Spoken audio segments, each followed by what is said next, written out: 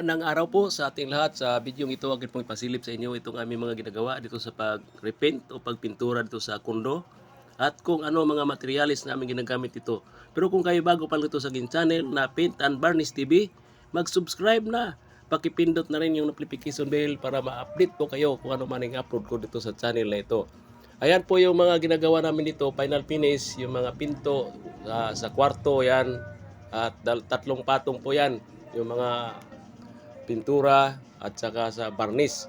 So ito po yung aking ma-share sa inyo na kapag dito po sa kondo, yan, ang mga varnish dito, mga water base.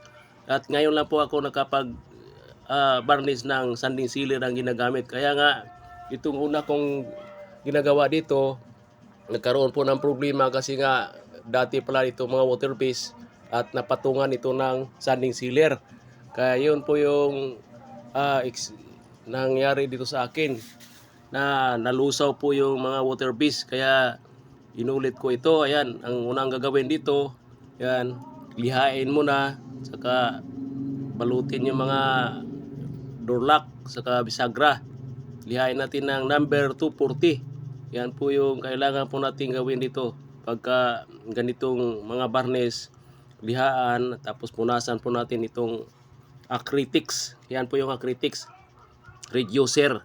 Kasi kung hindi acrylics reducer, ipunas natin kung lacquer thinner, malusaw po. Kaya nga ito po yung ginagamit namin dito para matanggal yung mga dumi saka yung mga talsik sa pintura.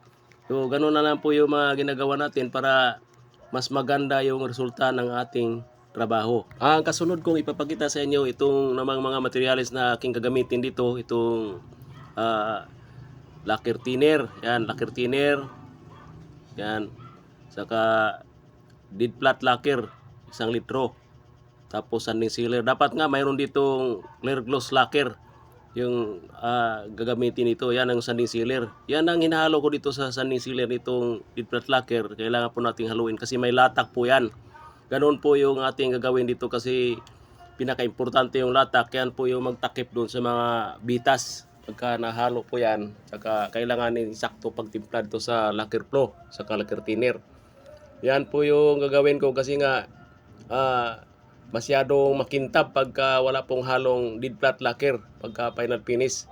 Gawa nung matte finish lang. Kailangan lang din sundan natin yung dating finish dito sa mga varnish sa pinto.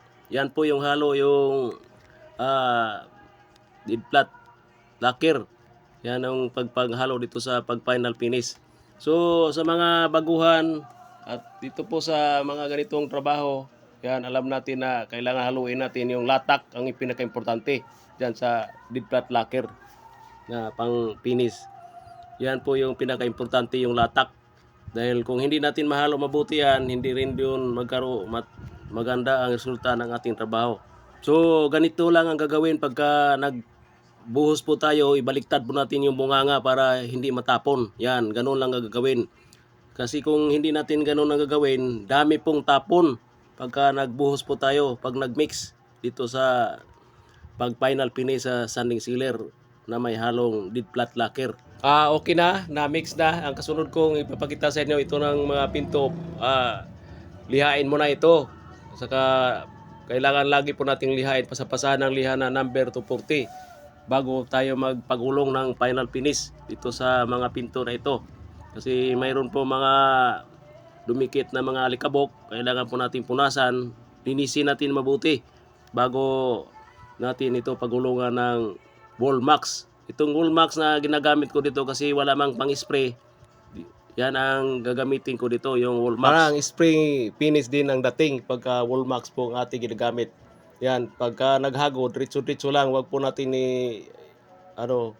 tuloy-tuloy lang yung paghago dito at saka pag-aanal na po yung paggamit dito sa Wallmax. So ganun lang kadali gamitin itong Wallmax. Ayan, napakaganda ang finish. Yan, ito po yung pinaka final finish dito sa mga ginagawa kong pinto.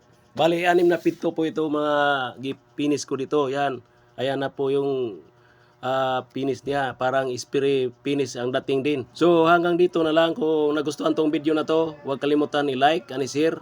At doon sa mga nagtatanong tungkol dito sa mga materials na aking ginagamit, akin din yan sasagutin sa oras ng break time o kaya pag-uwi sa bahay. At maraming salamat po sa mga lahat ng sumuporta dito sa aking mga munting channel na Paint and Varnish TV. Salamat po!